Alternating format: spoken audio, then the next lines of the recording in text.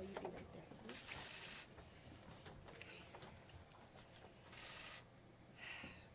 Good morning. Thank you for coming. My name is Lisa Bloom. I'm an attorney here at the Bloom firm, and I'm here with two of my clients, Alexander Polinsky and Nicole Eggert. Alexander Polinsky will read you a statement. Nicole will read you a statement. I will read a statement, and then we will answer some questions. Alexander, whenever you're ready. Why don't you step a little bit closer.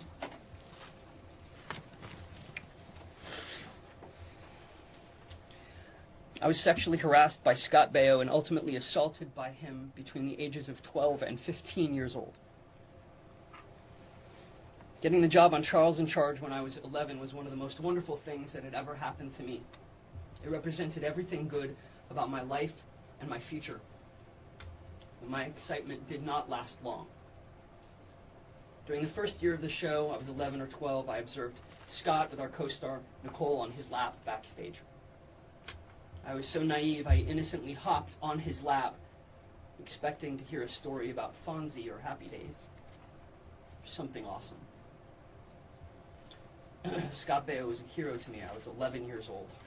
Instead of telling us a story, Scott immediately threw me off him and began angrily calling me faggot, while Nicole laughed. I felt confusion, shame, and then fear when I realized I had judged the situation wrong. It was not innocent. It was sexual in nature. I saw their relationship develop on the set in the coming months and years, and it was very distressing to me to see a man I looked up to behaving in this way with someone who was very close to my age. It made me question my place on the show, my safety on set, and sent me into a depression.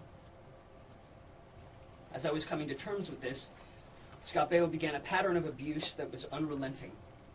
Mr. Baio repeatedly told me about gay sex acts that he told me I would grow up to perform. I would protest and ask him to stop saying these things, but he said it was for my own good. Scott told me of his sexual conquests with young girls and the co-stars of the show. At the same time, tried to convince me that I was unlovable, defective, and branding me with the most vulgar words for homosexuals that exist. Scott pulled down my pants in front of over 100 people, and on another time he laughed as he cut a hole in the canvas wall of my private dressing room on set and exposed his genitals to me. One of the most painful memories of my childhood was when Scott and I were backstage waiting to enter the set for a scene. I faked a basketball to him. He got startled, and in anger he assaulted me by throwing a burning hot cup of tea in my face.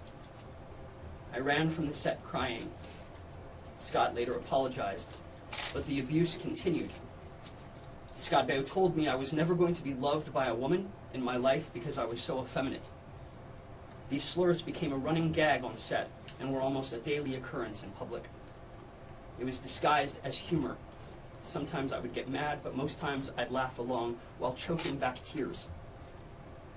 Joking, taken to extremes, becomes hazing, and over longer periods of time becomes torture. I believe I was being subjected to mental torture in retaliation for what I had seen. The abuse continued through the run of the show. The adults around me on set were aware of these things, but were too scared of losing a job on a hit show to act. My parents, they gave me two options: quit or stick it out. It was extremely painful for me to come to work, and I dreaded the teasing and daily attacks on my personality. But I had competed against hundreds of kids for that role. I was hired to be a professional actor at age 11 years old, as a huge responsibility for any person, let alone a preteen. I deserved respect from my peers for what I had accomplished. Both Nicole and I deserved better. We were kids, children, famous actor kids, but we were still kids. I had tried to tell elders, coworkers, and the press years ago when I was very young, but no one wanted to listen, preferring the happy TV family illusion, which we were taught to perpetuate. Here's what I want. I want to finally put this behind me. I wish to be a small part of the change in the world. If kids are going to work in the entertainment industry, modeling, athletics, or any profession, shouldn't they be protected from abuse? Shouldn't they be granted safe passage to do their jobs? I ask you, I implore you to call your representatives and ask for more safety and care for our working youth, and ask for the people who abuse kids to be exposed, punished, and prevented from doing so again. Through the incredible support of strangers, my family, Nicole Eggert, Lisa Bloom, and the simple act of speaking out, the feeling of victimhood is finally healing. I'm interested in healing for all of us. That includes Scott. I'm praying for him in all of this. I still have hope he can realize his wrongdoings, apologize publicly, and we can all have some healing. In truth, that is all I'm looking for. Not fame, not money, not revenge. Healing. Thank you.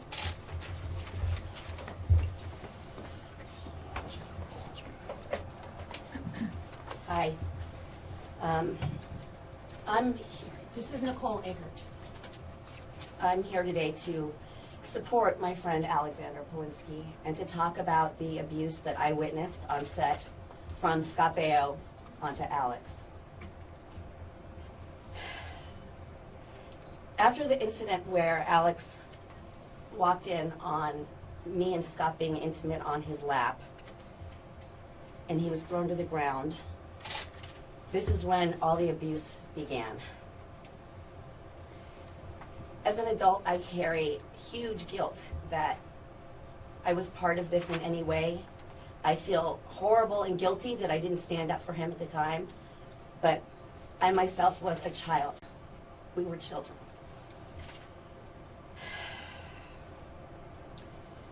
Whew. It's harder for me to talk about Alex. And I was also enduring my own abuse from Scott Baio, so it was hard for me to stand up for anybody else when I was trying to find my own truth. But Alex was consistently picked on, tripped, pushed around, berated with horrendous homosexual slurs, all because he was in the wrong place at the wrong time and witnessed something he was not supposed to see. Now, this type of abuse shouldn't happen to anyone. Anyone, especially kids and in the workplace, and by someone who is in a power position above you, which then makes you feel powerless. Our innocence was robbed of us. What was supposed to be the best time of our life was a living nightmare. And my mission now is to just reach out to anybody, helping Alex come forward, and anybody who is living in fear or holding this deep, dirty secret to come into the light and to begin the healing. It is never too late to come forward. It is never too late to start your healing process and take care of yourself. Thank you. Thank you.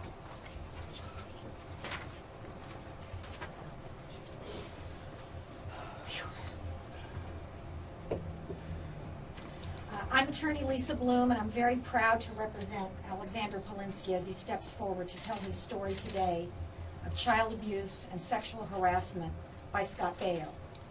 Child abuse takes many forms.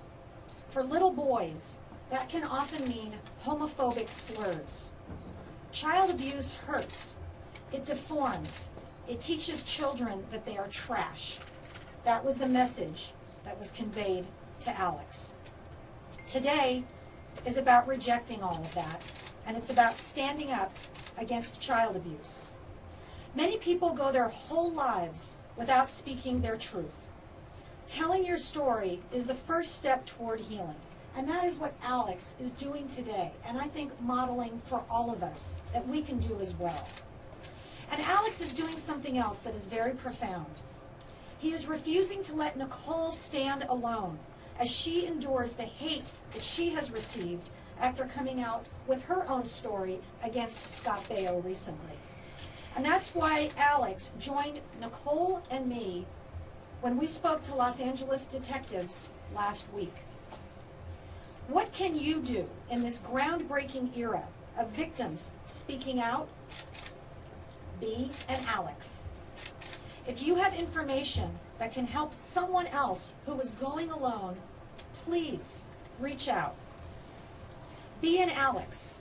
If you are unsure what to do, contact a lawyer. Find out your legal rights and consider telling your story too. It is never too late to speak your truth, as Nicole said. Be an Alex. Go to the police and give them the information you have. Many people are unaware that the Los Angeles police are currently taking reports of all sexual assault incidents, regardless of when they happened. If nothing else, your story will be on record if others come forward. And if you believe a child is being harassed or abused in any way, please speak up. Let's join together and end this today. Thank you very much. We'll answer a few questions. When was Alexander, have you spoken to Scott recently, or when was the last time you've spoken to him? And has he reached out at all? He has not reached out recently. I believe about 10 years ago, for a party that he invited me to, he called to apologize a little bit for very basic things that he had said, but I was not ready to have that conversation with him at that point, and I am now, How do you know that's why he was calling? as he said that. How did his behavior affect you? How did it change your life through all those years? It was extremely stressful. I was a kid who was supposed to be really happy going to work on a TV show at a theme park, Universal Studios, and instead I dreaded getting up in the morning, and I would question myself as to if I could go on with this more. And it was just, I was a professional, and I didn't want to give up what I had worked so hard for. I still don't regret that decision. Alexander, Scott Baio is holding a news conference today. If you could face him, you and Nicole, and say whatever you want to him, what would you say to him, and what do both of you view as justice in this case? I want a public apology. He abused me in public in front of hundreds of people. I would like a public apology. Are you hoping other Hold on witnesses one will second. come forward? Hold on, that was also a question to Nicole. Well, I feel the same way. I think coming clean is the best way for him to start his healing process. I think the power of I'm sorry is tremendous. And sometimes people don't realize how much they've hurt someone. And just sometimes a simple apology can just make all the difference in the world. But Lisa, is there a possibility of criminal action? You went to the police to file a report. Is there a statute of limitations in this? There is a possibility of criminal action. There's a longer statute of limitations in California for acts of child sexual abuse against a minor under the age of 18, which both of them were at the time. Without getting you bogged down in the legalities of it, there are two different laws, one which allows prosecutors to bring charges within 1 year of the first police report. Nicole's first police report was February 6th, just last week, so there remains a possibility. There is an older law that would say the time limit has expired. So I'm going to leave that to the prosecutors to decide, but I'm very proud that Nicole and Alex did their part by coming forward and speaking to the police. Lisa, if charges were filed, what charges do you hope to be filed against them? Well, I think the appropriate charges based on Nicole's story would be child sexual abuse. That's what her allegations are. And have you heard from the police since you gave the statement? We have not. I assume that they are investigating. We had two detectives come in this very conference room and sat very respectfully, asked all of the appropriate questions, and Nicole and Alexander spoke to them separately, and we are fully cooperating in the investigation. Beyond their statements, is there anything in the way of physical evidence that would corroborate what their statements were against Scott Baio? I think that's tough since we're talking about incidents that happened in the 1980s. What about other cast members, witnesses, anybody coming forward? Yeah, that's an important question. We've had over a dozen people reach out to us. Some people have posted on social media what they have seen. Nicole and I have tweeted and retweeted some of those statements, so you can find them there. We gave the police a list of the approximately a dozen people who have reached out to us and say that they saw something. Many people say, for example, that they saw Scott behaving inappropriately toward Nicole on the set. And so they've offered that information, and we've given that witness information to the police. If Scott apologized publicly, would your clients both end their civil or legal pursuits or actions against Scott? Well, there is no civil case. As you heard both of them say, this is not about money. Nobody's asking for money here. I'm doing this pro bono. We're all doing this because we think this is important. On the criminal side, I don't think we want to interfere with a police investigation. That's in their jurisdiction. But as you've heard Nicole and Alexander both say, an apology would be very, very meaningful. What was the first conversation like between Alexander and Nicole over this? You guys want to talk about that? If you want to. We you have to. hadn't really shared our complete stories till recently, and it was pretty surprising to hear Nicole's story. And you know, there's a lot we kept inside over the years because of pain. I think people hide a lot of their feelings and a lot of their truth for many years because it's just simply too painful to deal with. And shameful. You feel shame. Nicole, you had talked about a second woman that might come forward. Mhm. Have you communicated with that person? I you have heard from not. them? No, I have not. I'm leaving that. I'm hoping they went to the police. That's Is, what is I that hope. one of the women that Lisa's talking about that have come forward? I don't know. But we have more than 10 to 12 on-set witnesses and another cast member that has made a statement. So, You also told us about physical abuse with Scott. Right. And you said that there was someone who saw that. Has Yes. that person stepped forward? that person has stepped forward. It's in the police file. And yes, he saw me being dragged around by my hair from Scott Baio. Why do you think Scott got away with it for so long? Was it because he was the star of the show? Absolutely. And he was demanding. He was a tyrant. Yeah, he's a tyrant. Was there ever any kind of attempt by anyone, either yourselves or others? You talked to parents, you talked to people on the set. Did anyone go to the police and say, this is happening? Absolutely not. I was threatened with him going to jail, me ruining everybody's life on the show because everybody would lose their job. I would be sued by the studios and the production companies, and my life would be ruined. And my parents could go to jail. I mean, it was just filling my head with so much fear. Who was saying that? Scott Baio. So there was some indication that you might go forward and he was afraid that was going to happen? No, basically after he first started sexually touching me is when he had that conversation, when that conversation began. And you have to understand, he spoke a lot about loving me and he being in love with me and us being married one day. And this was very much like an Elvis and Priscilla situation. And so if I told anybody, it would be ruined, and you know all the lives I would ruin if I told. And how young were you when this began? 14 years old. And the last time we heard from Alex about the last time he heard from Baio, what's the last you ever heard from Baio? The last I ever heard from Baio was when I was invited to be on his show called Scott Baio is 45 and Single. And a lot of people questioned why I participated in that program.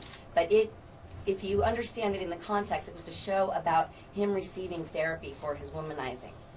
And I was able to confront him with women's names who I thought and witnessed him mistreat on set. So this wasn't a supportive, fun day. It was a chance to support him getting therapy and possibly, being on a journey to getting help. Thank you. Okay, last question. Nicole, what do you think about him digging in now with his lawyer having a press conference at 2 o'clock? I don't know. I don't think that anything I've seen from him seems to make any sense. I feel like when I see him, I think the truth is hitting him, and I think the truth looks obvious when he's confronted with all the accusations. So I don't know. I don't know what he has to say. Is he continuing to call you? I have not received any more phone calls. I received about 12. If he did call you privately to apologize, would that be sufficient? Or Well, at this point, I wouldn't be answering a phone call from him. But, if he wanted to reach out, I think he should do it publicly. I think at this point, he's called me a liar. He's called Alex a liar publicly. He's humiliated us publicly. So Lisa, He or his attorneys can contact me. he dared your clients to go to the police. Right, Now that they have, what's next, and what would you say to Scott? right. This is a lesson in be careful what you wish for. Scott Baio did say that Nicole should go to the police. Nicole not only went to the police, Alexander also went to the police. Alexander also told his story, his very painful story. I think anyone who has not been in this situation has a hard time imagining what it's like to stand up here in front of a lot of cameras and reporters and microphones and talk about the most intimate, awful experience of your life. And that's what Nicole and Alex have done today. I'm very proud of them. Thank you all so much for coming. Can I ask one more question? Just to make Okay, a last decision? Sorry. Thank you. Appreciate it.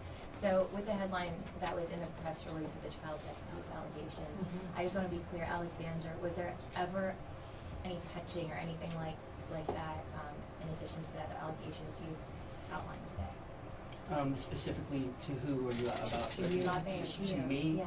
I mean, besides physically touching me by pulling my pants down in public and throwing hot tea in my face, there was no sexual abuse of me, if that's what you're asking, no. Exposing himself to you. Oh, Right, yeah. I mean, using sexualized language and this sexual behavior is a form of child sexual Yeah. abuse and sexual harassment. Sexual themed hazing, I guess, is what you would call it. Alex, we heard from Nicole. Do you have any anticipatory thoughts about what Baio's going to do at 2 o'clock today? I don't care. We're not going I to don't guess. care. Okay, thank you. You can do what he likes. Thank you. Thank you very much for coming. Thank you. Thank you.